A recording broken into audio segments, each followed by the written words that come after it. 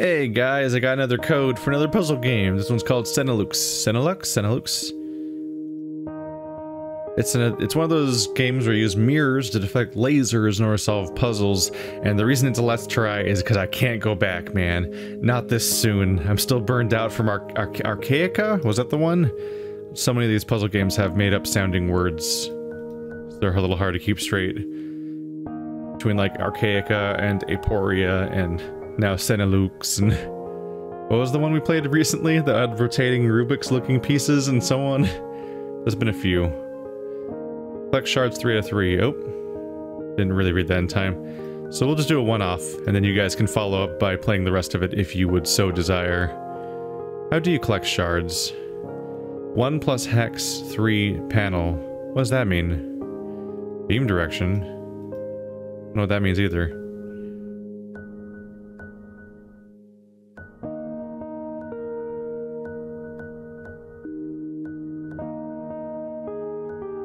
It seems like the beam cannot repeat the same hex. Seems to be the main characteristic. Collected shards 3 out of 3. Used elements 4. I don't know what collected shards means. Yeah.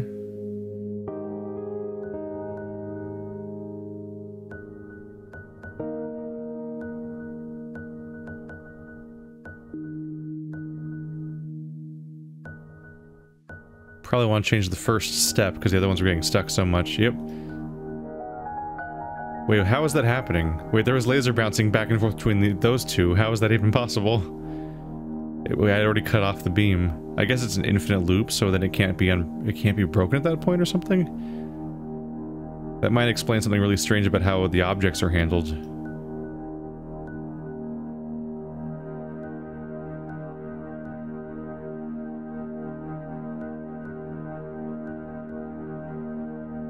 Now it's just beaming backwards through outer space.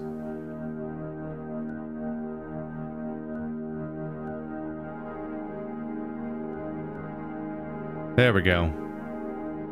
That pretty much works out. I still keep getting every shard. Oh, Jesus. Alright, so now we're doubling up. Does that mean I need to get both of them to go into their respective... That seems to be the case. We have two things that light up. Yep. And as is often the case with puzzle stuff, the solution is actually to point them at what looks like the opposite one, essentially, from where they're naturally going. Okay, now we're green. Now it says 2 hexes. 1 plus hex, 3 panel. I don't know what this corner of the screen means, generally. I don't think there's anything on the screen that explains it either.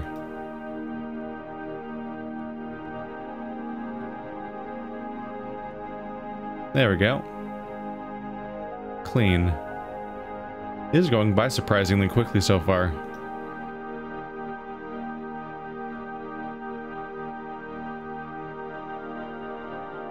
Nope, that's not valid. Okay, that's weird. It seems like the way this engine handles light is it's a series of different projectiles and they'll fly around separately from each other. Is that why this number's changing? Am I functionally increasing the number of hexes? Is that... What if that's like the way of getting more than 3 shards? But I can't tell...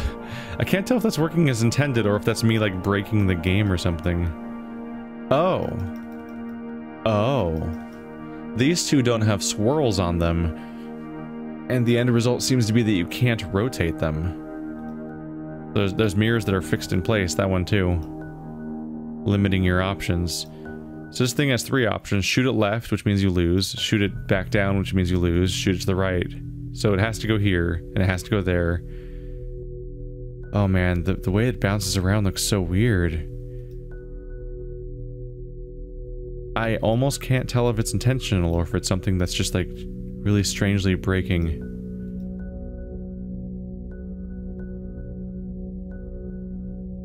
That was a weird one because I only had, for most of those options, I really only had one choice. Oh, I think the hex thing might be it counting how many used elements you have. that was a weird puzzle, because I basically only had one choice at each step, because every other configuration of where the laser was going would make it either fly out of bounds instantly or block it entirely. Maybe they're just trying to set up the non-rotating ones in a safe, easy puzzle.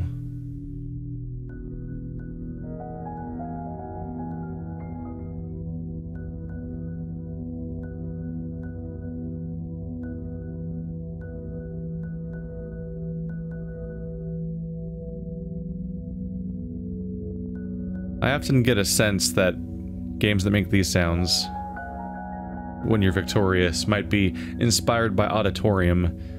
But I actually don't know how big Auditorium was or wasn't. All I know about Auditorium is that it's one of the first, like, indie puzzle games I ever encountered. And so it stands out to me. But I don't know if anyone played Auditorium. But it was a game where it's actually starting to feel like that, especially now that I'm taking these things out and manually placing them around.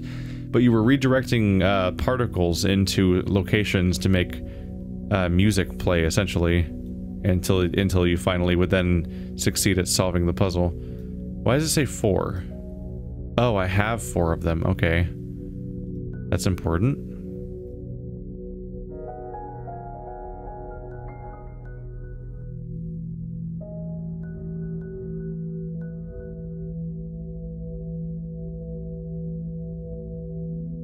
Seems like we're going with that kind of logic system where...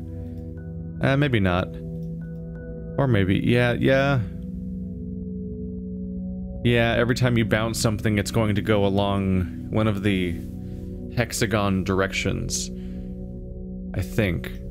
Yeah, I think the laser always bisects one of the... What do you call them? Like the outer walls of the honeycomb. That's an important part of realizing how the puzzles are going to work out.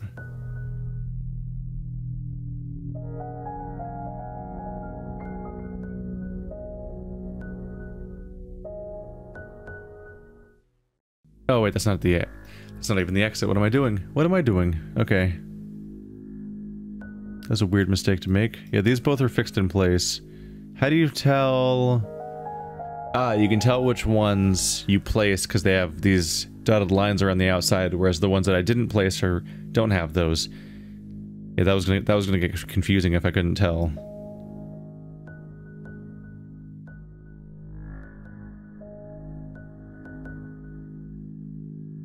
I don't think I can just bounce this one up there, no. You are somewhat limited in the ways that you can make these things turn. So you can't just make them do exactly what you want them to do.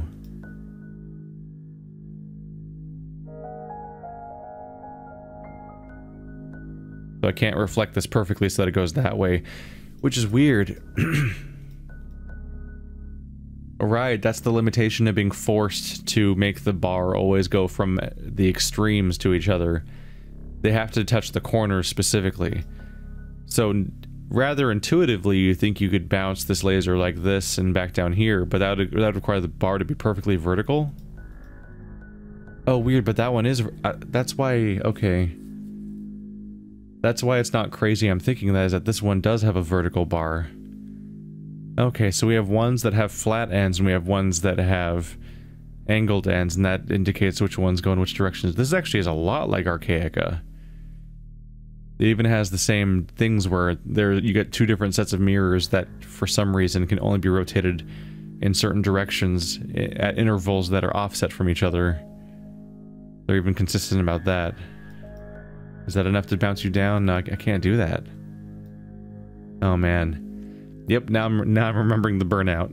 I don't want to go back, man. We've been here. It hurt too much. So you're currently going up into there. You're bouncing to nowhere. You're bouncing into that solution. Can I redirect this in a way that causes it to end up back up top? I can't bounce it back up.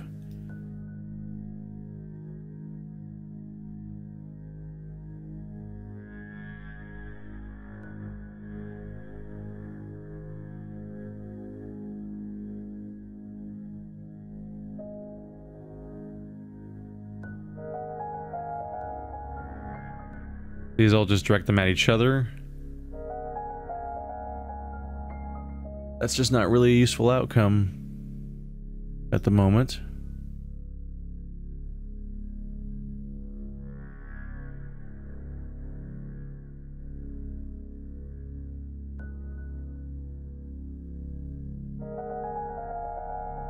So we're running into an issue here where basically every hex is occupied.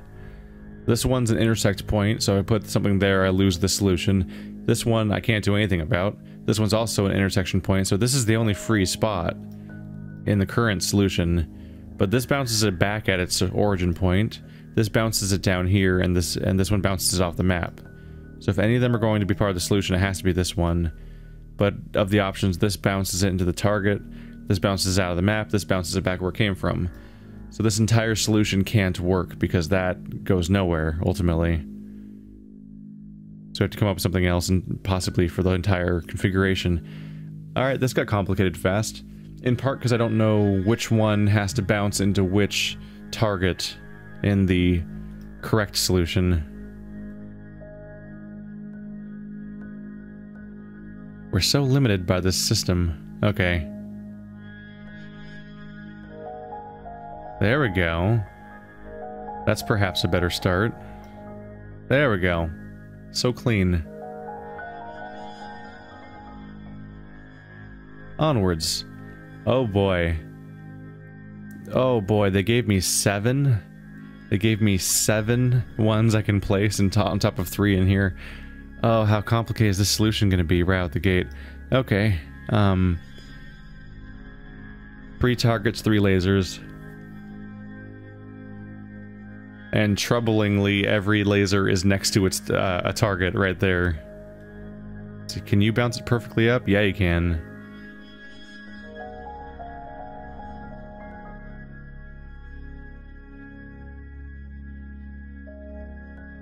No.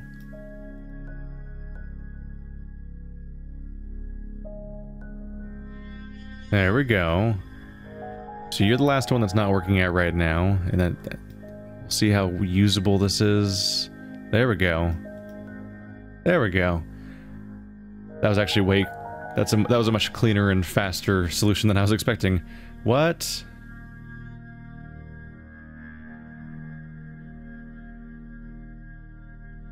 Look. Oh no, go back. I was reading that.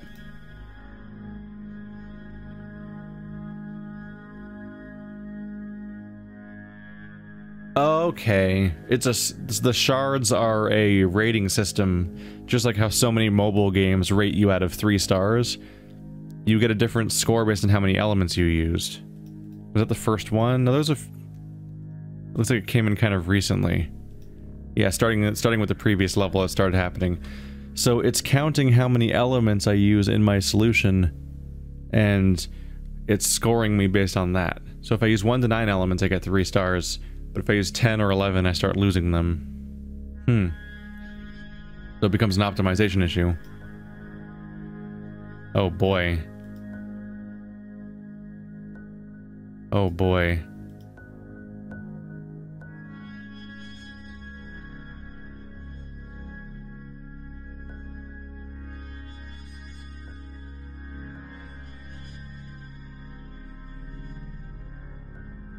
I imagine part of the issue here is going to be that what direction as you bounce these things in different directions, the lasers end up combining, I think.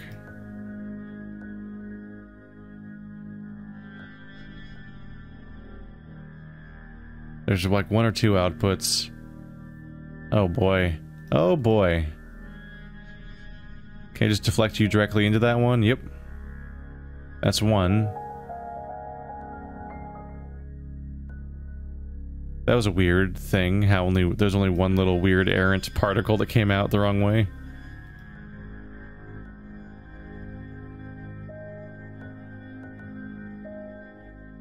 Two down.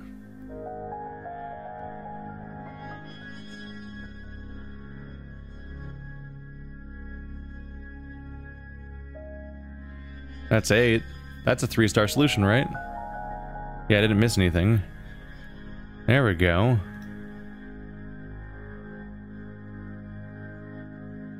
But I think that was us beating the first world, because I got an achievement for it. Yeah. So, level pack 1, world 1. And there's 3 level packs in the game. So now we have 2 separate lasers that have to go into separate spots. Oh yeah. This is all familiar. Yeah, I've played a virtually identical game, actually. Except that one was really... That one had way more visuals involved, which is good and bad. This one you can really cleanly see how everything comes together, but the lack of theming can be off-putting for some people. But the other one had a bunch of theming that was all set in a physical location with mirrors and ruins and stuff like that, and a 3D sort of isometric camera angle thing going on.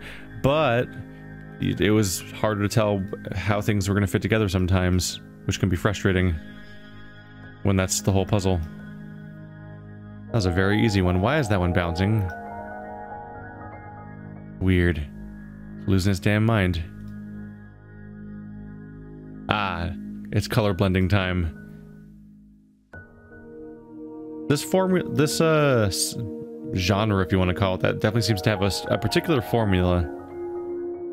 It always reminds me of the Magic School Bus episode about the colored light mirror. It was like a laser pinball machine where they were bouncing lights around and reflecting them off of different colored mirrors that would cause it to change color.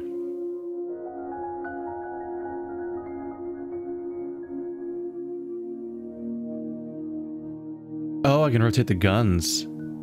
There's a difference. Not only can you rotate the guns, but we also have color blending, which is that yellow plus blue equals green.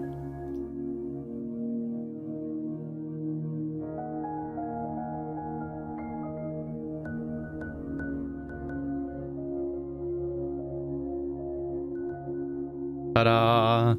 Some of these levels seem more fixated on being pretty than being challenging, these recent ones.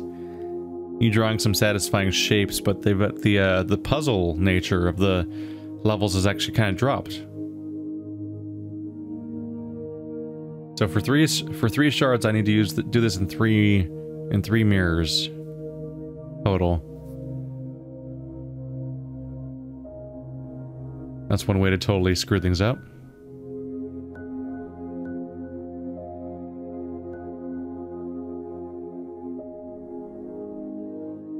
That's one.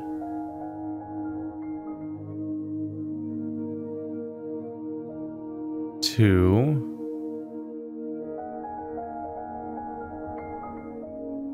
Three. That was actually really easy. Oh, look at... Okay, so the background's getting rainbowy. Yellow.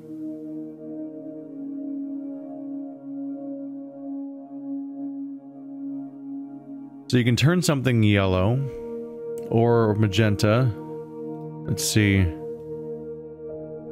Oh, this one's a weird one. This one starts with some of the puzzle elements inside the level, even though they're all placeable manually, meaning none of them are mandatory. That's important to detect.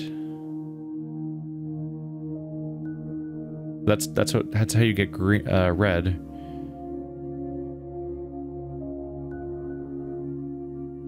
That's how you get blue to turn green through the yellow. But then I have to get it back over here. 6 elements or less.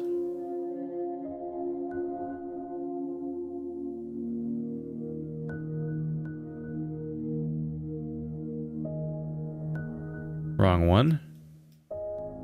I'm a little bad at keeping the two of them straight, the two angles I need to use. Right now the limitations they give me aren't that strenuous. I can kind of just get away with whatever. And that's 6 elements.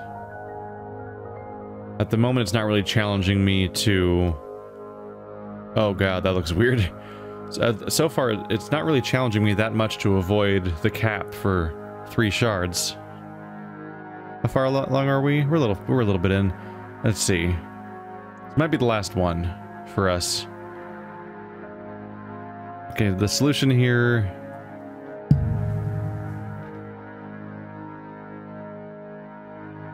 Okay.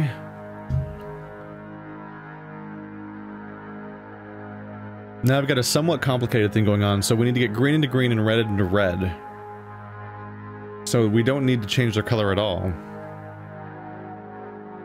In this case, instead of using color blending to create the solution, we're avoiding color blending to avoid breaking the solution.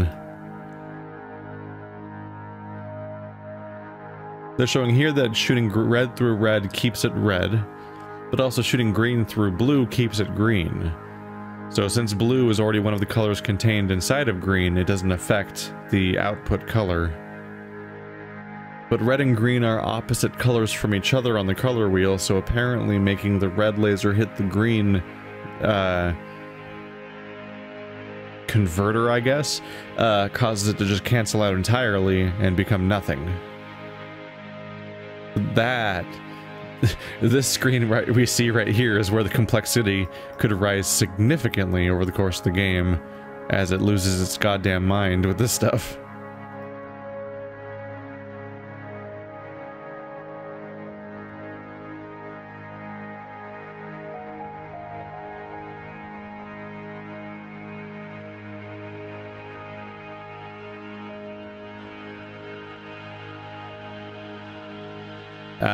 Yeah, the magenta would trap it also.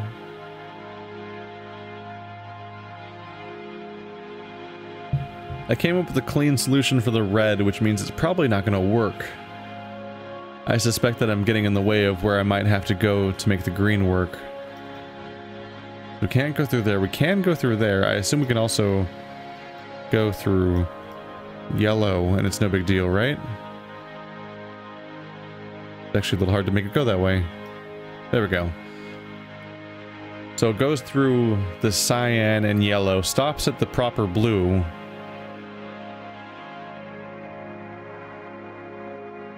And we can't place them on the converters.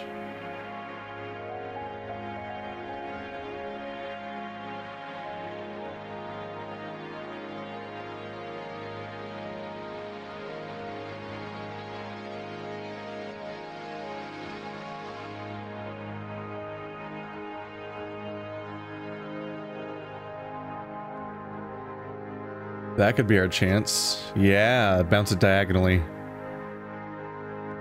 Wrong one. There we go. Oh. Alright, comments. Enjoy optimizing that puzzle, because that was a 1-star solution. Feel free to figure out what the 3-star solution is. And also feel free to check the game out yourself if you want to. This has been Senalux. Got a code for it in the mail. If you want to check it out for yourself, there's a code to this, not a code, there's a link to the Steam page in the description. Thanks for watching like always, guys, and I'll see you next time.